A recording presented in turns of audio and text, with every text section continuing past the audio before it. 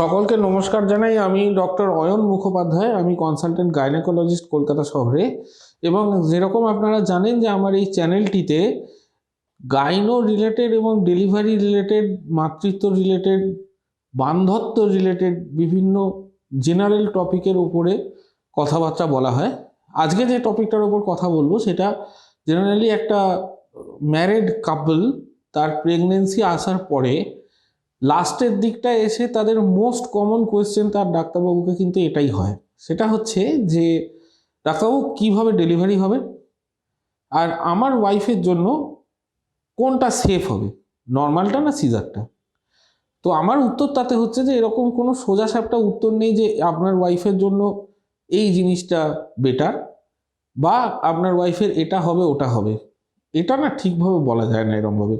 তার উত্তরটা জানতে গেলে সেই মহিলা যার উপর এই জিনিসটা হতে চলেছে, যিনি গর্ভধারণ করবেন, তিনি 9 মাস ধরে যে বাচ্চাটিকে তার মধ্যে বড় করেছেন, তার রাইট আছে যে সেই ডিসিশনটার মধ্যে তার ইনভলভ হওয়ার এবং সেই ডিসিশনটা সম্বন্ধে সম্পূর্ণরূপে জেনে বুঝে সেই ডিসিশনটা তিনি নিজে নেওয়ার, এবং তার ডাক্তার শুধু তাকে সাহায্য মাত্র করবে এবং গাইড করবে। ডিসিশনটা প্রেফারেবলি সেই মহিলারই নেওয়া উচিত।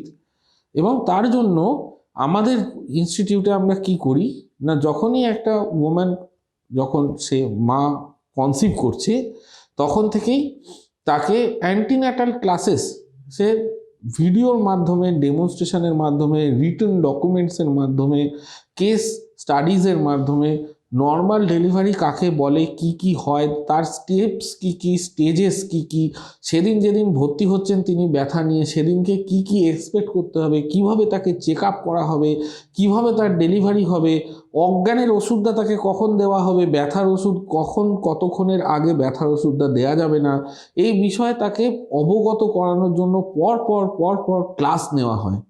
এবং শুধু তাই নয়, সিজারিয়ানের জন্য যদি তিনি চান, তার সিজারিয়ানের রিস্ক কী কী আছে, অ্যাডভান্টেজ কী কী আছে, নর্মাল ডেলিভারির রিস্ক কী কী আছে, অ্যাডভান্টেজ কী কী আছে, সেগুলো ক্লাস নেওয়ার মাধ্যমে এবং রিটেন ডকুমেন্টস এবং ভিডিওর মাধ্যমে আমরা পেশেন্টদের বোঝাই।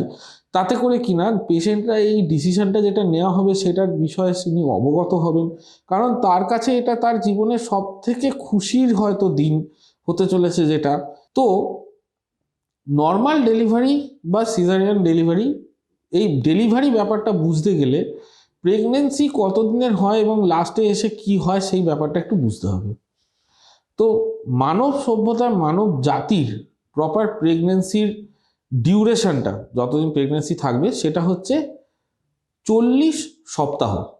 অর্থাৎ কি, 40 সপ্তাহর জায়গায় বলা হয় 9 মাস আর 7 দিন, 9 মাস আর 1 সপ্তাহ।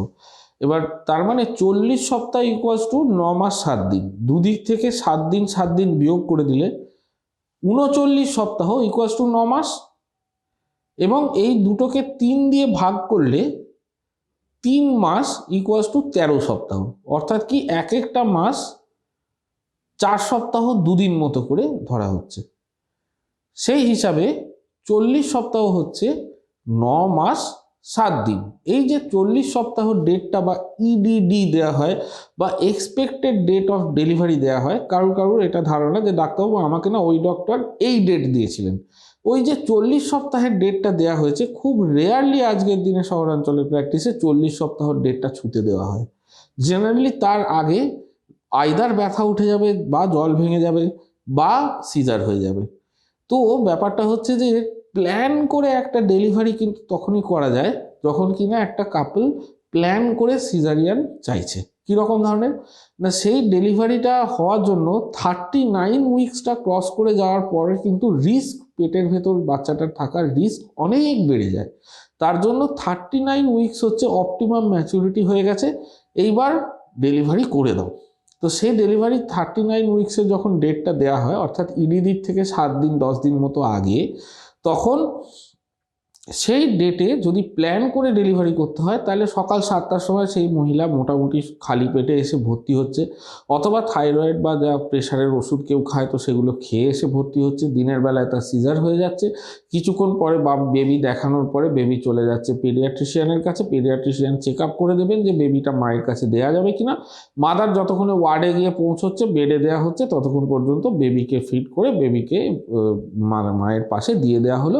এটা হচ্ছে একটা প্ল্যান্ড সিজারিয়ান ডেলিভারি। এবার কেউ যদি নর্মাল ডেলিভারি চায়, নর্মাল ডেলিভারিকে কিন্তু এইভাবে কোনো ডেটের উপর প্ল্যান করা যায় না। লাস্টের দিকে এসে সেই মহিলার সাথে 4টি ঘটনা ঘটতে পারে, তার মধ্যে একটি ঘটনা একটু আলাদা আর বাদবাকি 3টে ঘটনা অবশ্যই ঘটবে।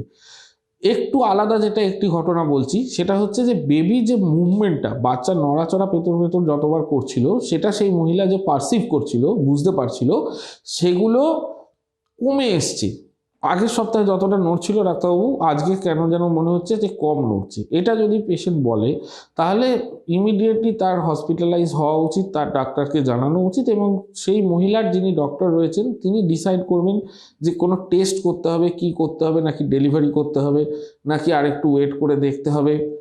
বা অন্তত এইটুকুনি বলতে চাইছি যে সেই ডক্টরকে ইনফর্ম করতে হবে সেই মহিলাকে যে আমার যে নড়াচড়াটা বুঝতে পারছিলাম সেটা আমি আজকে ভালো বুঝতে পারছি না। এবং আর যে 3টে জিনিস ঘটতে পারে সেটির মধ্যে একটা যেটা মোস্ট কমনলি ঘটবে সেটা হচ্ছে যে ব্যথা উঠে যাবে। 2 নম্বর হচ্ছে নিচ থেকে জল ভাঙা, যেটা বলে জলের মতো তরল বেরিয়ে এলো মাসিকের রাস্তা দিয়ে। 3 নম্বর হচ্ছে তিনি জনিপথে দেখলেন যে কিছুটা ব্লাড মিক্সড ব্লিডিংয়ের মতো কিছু বেরিয়ে এলো। এই 3টে ঘটনা ঘটলেও আপনাকে ডাক্তারবাবুকে বলতে হবে, এবং মোস্ট প্রবাবলি এই 3টে ঘটনা ঘটলে আপনি নর্মাল ডেলিভারির দিকে যাচ্ছেন তার সম্ভাবনা অনেক বেশি। তারপরে আপনি অ্যাডমিট হন, আপনার ডক্টর আপনাকে চেক আপ করে দেখবেন। তো এটা বলা যাবে না ম্যাডাম এই ভিডিওতে যে আপনার জন্য পার্টিকুলারলি কি হতে চলেছে। সেই মুহূর্তে সেই ডিসিশনটা আপনাকে যে ডক্টর দেখছেন তিনিই ডিসাইড করতে পারবেন। তো তিনি যদি মনে করেন যে হ্যাঁ এটা সব দিক থেকে ঠিক আছে, নর্মালের দিকে যেতে পারে, তাহলে যেতে পারে।